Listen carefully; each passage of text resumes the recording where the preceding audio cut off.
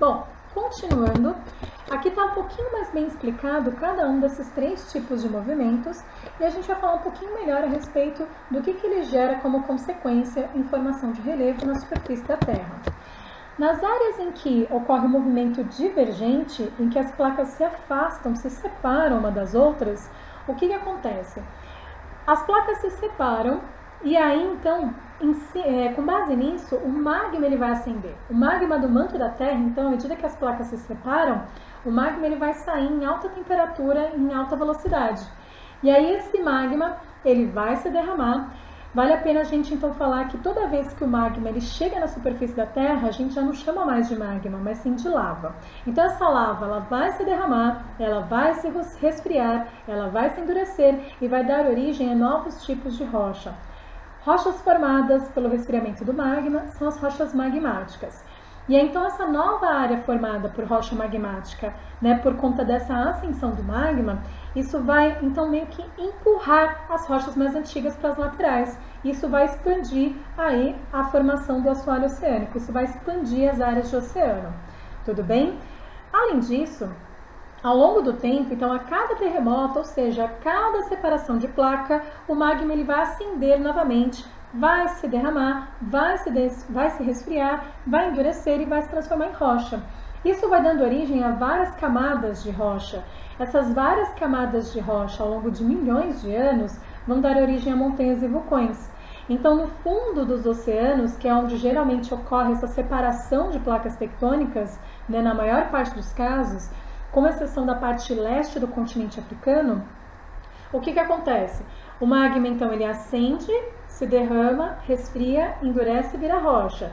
Isso vai acontecendo ao longo de milhões de anos, formando várias camadas de rochas sobrepostas umas nas outras, o que dá origem a montanhas e vulcões. Essa cadeia de montanhas e vulcões que se formam nessas áreas, no fundo dos oceanos, é o que a gente chama de dorsais. Então, as montanhas que se formam no fundo dos oceanos por meio desse processo são conhecidas como dorsais oceânicas, ok? E além disso, esse movimento divergente, então esse terremoto, onde as placas vão se separar uma das outras, em outras áreas das placas, vai acabar acontecendo a formação dos rifts. O que são os rifts? Então, de uma extensão de rocha da placa, uma área, por conta desse tremor, por conta desse movimento divergente, ela vai se deprimir, ela vai se afundar. E aí essa área, então, aprofundada, da rocha, vai acabar, então, formando aí os rifts. Então é o seguinte, observem, a gente vai acabar tendo, então, como consequência desse movimento divergente, de uma extensão de rocha que estava nivelada de forma igual, por conta desse tremor, uma parte, então, vai ser deprimida, vai ser rebaixada, as laterais vão ficar mais elevadas, formando, então, os rifts. Tem um rift muito famoso, que vale a pena a gente comentar, que é o Rift Valley. Ele se encontra ali bem na região do leste da África, que é onde ocorre aí o movimento divergente, como eu já tinha falado para vocês, ok?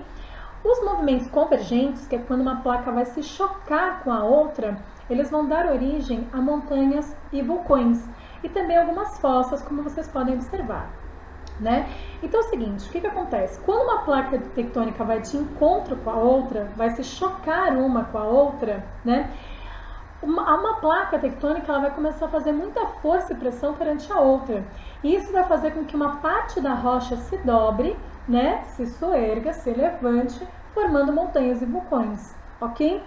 Bom, nesse choque também de placas, muitas vezes, nas áreas de encontro, a gente tem também uma profundidade bastante acentuada, como eu já tinha comentado com vocês.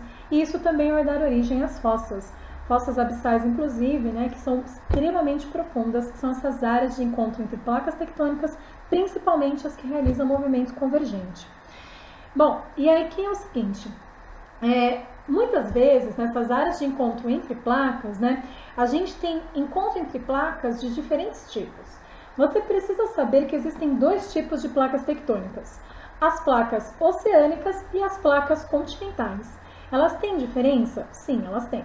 As placas oceânicas, elas são formadas por silício e magnésio, então elas têm uma densidade maior do que as placas continentais, que serão formadas por silício e alumínio. essa diferença de densidade vai fazer com que em várias áreas uma placa fique abaixo naturalmente da outra. Então a gente tem algumas áreas do mundo em que ocorre encontro entre duas placas oceânicas. Nessas áreas, aquela placa que for um pouco mais densa que a outra, naturalmente ela vai ficar abaixo da outra, certo? Assim como também a gente tem no mundo várias áreas onde uma placa oceânica se encontra com uma continental. Nesse encontro, a placa oceânica, que naturalmente é mais densa, ela vai ficar posicionada um pouco abaixo da placa continental, certo? E aí, em várias áreas do mundo, como eu estava dizendo para vocês, onde ocorre esse tipo de encontro, tem um movimento convergente. E é então por isso que vai ter a formação das fossas, né? Que são essas áreas bem profundas numa área de encontro entre placas tectônicas. Essas áreas de encontro entre placas tectônicas, onde uma naturalmente fica posicionada abaixo da outra, formam as zonas de subducção, que é o que a gente consegue observar na próxima imagem. Então, dê uma olhada aqui. Aqui nós temos uma zona de subducção, onde nós temos uma placa oceânica, né? Crosta oceânica ou placa oceânica é a mesma coisa, e aqui uma placa continental, também conhecida como crosta continental.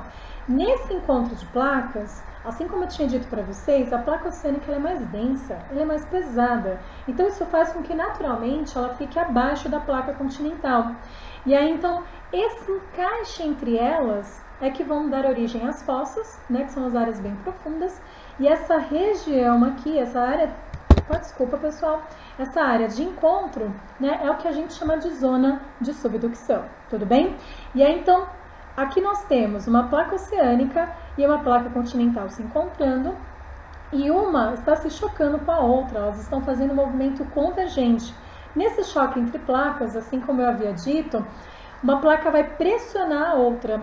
E aí o que acontece mediante a essa disputa de pressão? A placa continental, né, ela vai, como ela tem material menos denso, nessa disputa de força e pressão, várias partes da rocha dessa placa, elas vão se dobrar, se levantar e dando origem aí a montanhas e vulcões, como vocês podem observar.